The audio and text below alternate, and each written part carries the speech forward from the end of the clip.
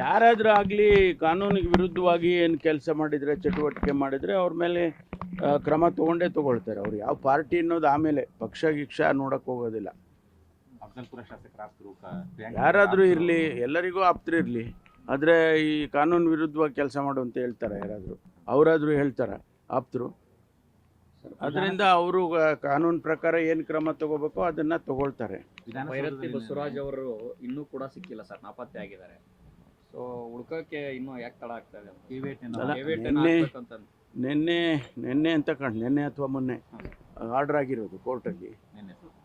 So ಅದರಿಂದ ಅವರಿಗೆ ವಾಲಂಟಿಯರಾಗಿ ಅವರೇ ಬಂದು ಸರೆಂಡರ್ ಆದರೆ ಒಳ್ಳೆಯದು, ಇಲ್ಲಾಂದರೆ ಹುಡುಕ್ತಾರೆ.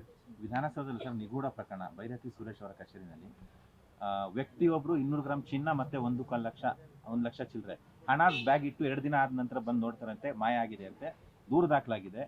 ಆ ಕಚೇರಿಗೆ ಯಾಕೆ ತಗೊಂಡು ಹೋದ? ಏನೆಲ್ಲ ತುಂಬಾ ಅನುಮಾನ ಇದೆ ಸರ್. ಫಸ್ಟ್ ಆಫ್ ಆಲ್ ಗೇಟ್ನಿಂದ ಒಳಗಡೆ ಆ ಬ್ಯಾಗ್ ಹೆಂಗೋಯ್ತು ಅನ್ನೋದು ನನ್ನ ಕನ್ಸರ್ನ್. ಅದಕ್ಕಾಗಿ ನಾನು ಈಗಾಗಲೇ ತನಿಖೆ ಆರ್ಡರ್ ಮಾಡಿದ್ದೀನಿ. ಯಾವ ರೀತಿ ಬ್ಯಾಗು ಯಾವ ಗೇಟ್ನಲ್ಲೇ ಎಂಟ್ರಿ ಆಯಿತು, ಮತ್ತು ಅವರು ಅಲ್ಲಿವರೆಗೂ ಒಬ್ಬ ಸಚಿವರ ಕಚೇರಿವರೆಗೂ ಬ್ಯಾಗ್ ಹೋಗುತ್ತೆ ಅಂದರೆ ಅನ್ನೋಟಿಸ್ಡ್, ಅದು ಹೆಂಗಾಗಿದೆ ಅನ್ನೋದನ್ನ ಪತ್ತೆ ಹಚ್ಚಬೇಕು ಅಂತ ಹೇಳಿದ್ದೀನಿ.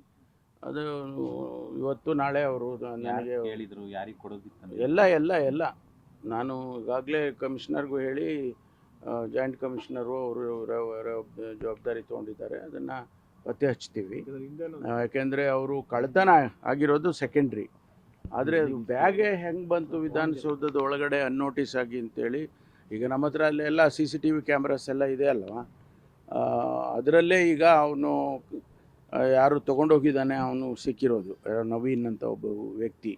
ಬಟ್ ಒಳಗಡೆ ಬಂದಿದ್ದು ಹೇಗೆ ಅನ್ನೋದನ್ನು ಪತ್ತೆ ಹಚ್ಚಿ ಅದು ಯಾಕೆ ತಂದರು ಏನು ಅದೆಲ್ಲ ತನಿಖೆ ಮಾಡ್ತೀವಿ. ನಾಳೆ KSCS ಸಭೆ ಇದೆ, ತೀರ್ಮಾನ ಒಂದು RCB ಫ್ಯಾನ್ಸ್ಗೆ ಗುಡ್ ನ್ಯೂಸ್ ಸಿಗುತ್ತಾ ಸರ್?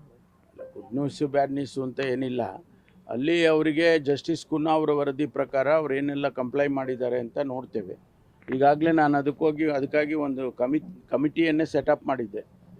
ಮಾನ್ಯ ಮಹೇಶ್ವರ ರಾವ್ ಅವರು, ನಮ್ಮ BBMP ಕಮಿಷನರು, ಅವರು ನಮ್ಮ ಪೊಲೀಸ್ ಕಮಿಷನರು, ಎಲ್ಲರೂ ಕೂಡ ನಾಳೆ ಚರ್ಚೆ ಮಾಡ್ತೀವಿ.